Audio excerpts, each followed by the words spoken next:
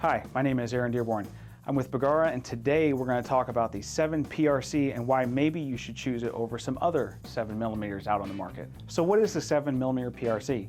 Basically, it's Hornady's iteration of a 7mm Magnum. In 1962, Remington designed and released a 7mm version of the 375 H&H. Essentially, it's a belted cartridge that has been necked down to 7mm. The intent was to find an in-between cartridge from the 300 Winchester Magnum and something like a 30-06. The idea behind it was to have something that was powerful enough to take down large game like elk and moose, but not as abusive as something like a 300 Win Mag or a 375 H&H Magnum. The next cartridge that you might think of when you think of a 7mm performance cartridge is the 280 Ackley. This is an improved version of the 280 Remington. The setbacks of this cartridge is the fact that it runs off of a standard bolt face, which means that the diameter is much smaller, so the case capacity is less.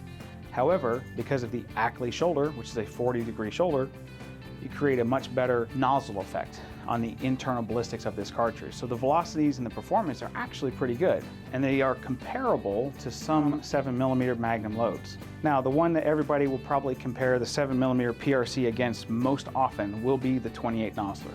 Nosler has created a line of cartridges based around using maximum case capacity. They've gone to the limit on the case capacity in order to push the bullet as fast as possible so they can claim a very flat trajectory so hunters don't have to use much elevation change when they're going after big game at various distances. Nosler does a very good job with this cartridge. However, I believe they leave some on the table when it comes to the positioning of the bullet in the case. If you'll notice, the 7 PRC has much more of the bullet exposed, even though these are the same weight. With more bullet exposed and more neck tension on the bullet itself, essentially what you get is a more stable release of the projectile into the rifling. And this allows you to run a little bit less pressure and a little bit less powder, but get the same performance overall. So when you look at these cartridges side by side, the 28 Nosler and the 7 PRC, you'll notice a vast difference in the shoulder location. The 28 Nosler clearly has more case capacity. The 7mm PRC, however, uses its case capacity in a different way to create a very similar result. The other thing too about having the case a little bit shorter, you allow the bullet to sit in the correct position, or a more correct position depending on who you ask, in the neck of the case.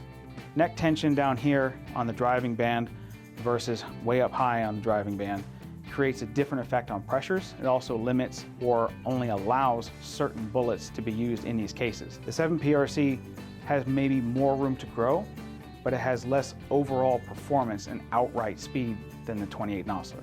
In my experience in shooting all of these calibers, the 7 PRC is probably the most well-refined out of all of them. Feeding, function, accuracy, recoil, all of these things play a part into that decision. Personally, 7 PRC ticks all those boxes for me, and it does it in a very efficient way. Incidentally, Bergara is excited to offer several different models of the 7 PRC in the Bergara lineup. For more information, go to our website, bergarausa.com.